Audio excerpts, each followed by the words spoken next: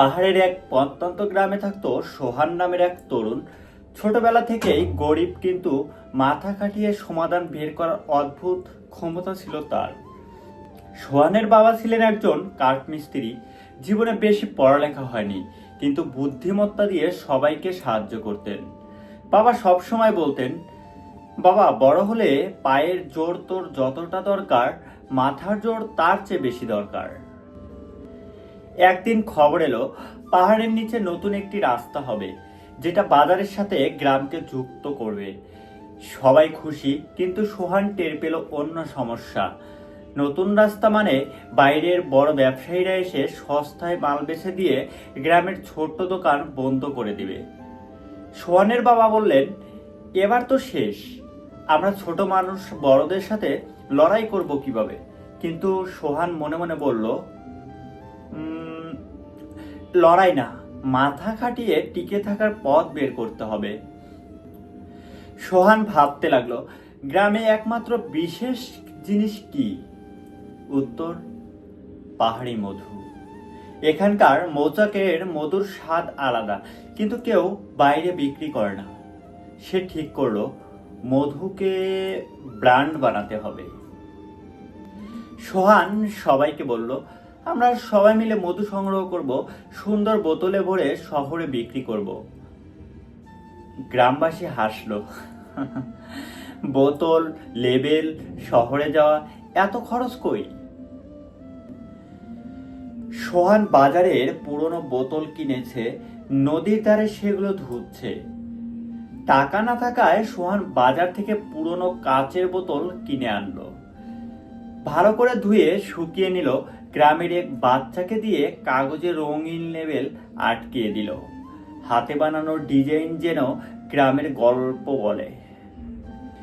সোহান শহরের লোকদের বিনামূল্যে ছোট চামচে মধু খাওয়াতে লাগলো।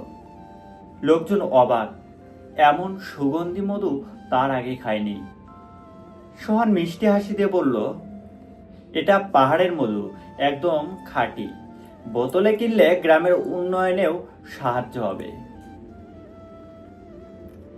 এটা থেকেই তার সাফল্যের আভাস আসতে শুরু করলো। প্রথম মেলায় মধু বিক্রি হয়ে গেল। গ্রামে ফিরে সবাই অবাক, এত তাড়াতাড়ি কিভাবে হলো?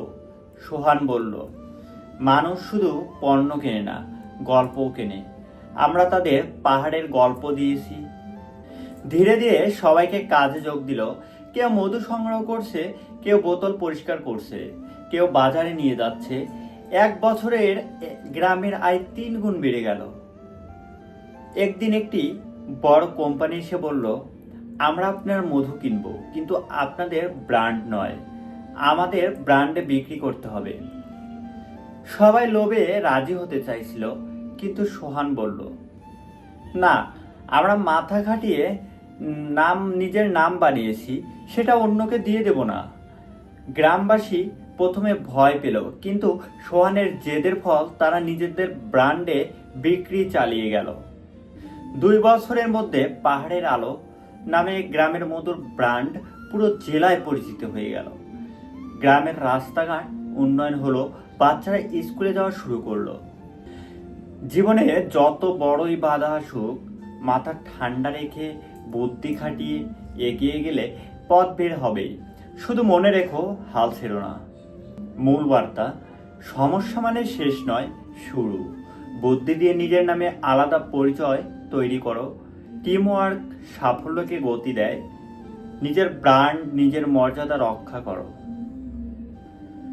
তো বন্ধুরা, আজকের এই গল্পটি কেমন লাগছে অবশ্যই কমেন্ট করে জানাতে ভুলবেন না, এবং এই ভিডিওটা শেয়ার করে আপনার সবচেয়ে কাছের বন্ধুকে পাঠিয়ে দিন। ধন্যবাদ।